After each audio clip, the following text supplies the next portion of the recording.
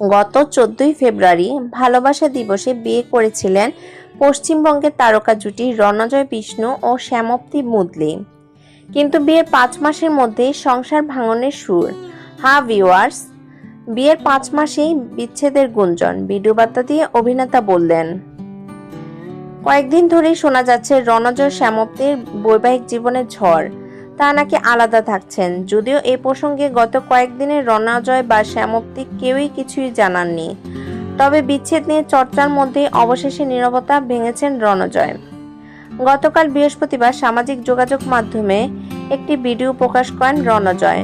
Shooting set থেকেই একটি video share করেছেন তিনি, যেখানে অভিনেতাকে বলতে শোনা যাচ্ছে, ভাবিনি কখনো এই বিষয় নিয়ে কথা বলতে হবে। যে কাদা ছোড়াছুড়িটা হচ্ছে এটা কাম্য নয়। আমরা একে অন্যকে ভালোবেসে বিয়ে করেছি। ব্যক্তিগত জীবন নিয়ে এত কথা বলতে আমি আগ্রহী নই।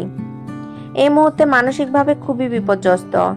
একজন নারীকে নিয়ে কথা বলার আগে আমাদের একটু ভাবা উচিত, যে ধরনের কথা বলা হয়েছে সেগুলো শ্যামপ্তিরও প্রাপ্য নয়। বিচ্ছেদের কারণ প্রসঙ্গে নানা চর্চায় রণজয় বলেন, আমরা বিয়ে করেছি, আমাদের মধ্যে যাই হোক আমরা বুঝে নেব। কারো কাছে কিছু প্রমাণ করার কি আদৌ কোনো দায় আছে? করজোড়ে অনুরোধ করছি, আমাদের বাঁচতে দিন, আমাদের মতো ছেড়ে দিন। দম নিতে চাই, এত মিথ্যা রটনা নিতে পারছি না। শুধু শ্যামপ্তির সঙ্গে বিচ্ছেদের নয়, রণজয়ের সঙ্গে তার সহ অভিনেত্রী অবিকা মালাকারের সম্পর্ক নিয়েও চলছে জোর গুঞ্জন। রণজয়ের অবশ্য দাবি, এই রটনার প্রমাণ কি?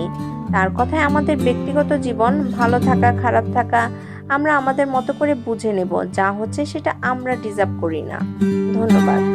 যদি আমার ভিডিওটি আপনাদের ভালো লেগে থাকে তাহলে অবশ্যই একটা লাইক, কমেন্ট এবং শেয়ার করে পাশে থাকবেন। আর হ্যাঁ, আমার চ্যানেলটি সাবস্ক্রাইব এবং বেল বাটনে চাপ দিতে অবশ্যই ভুলবেন না।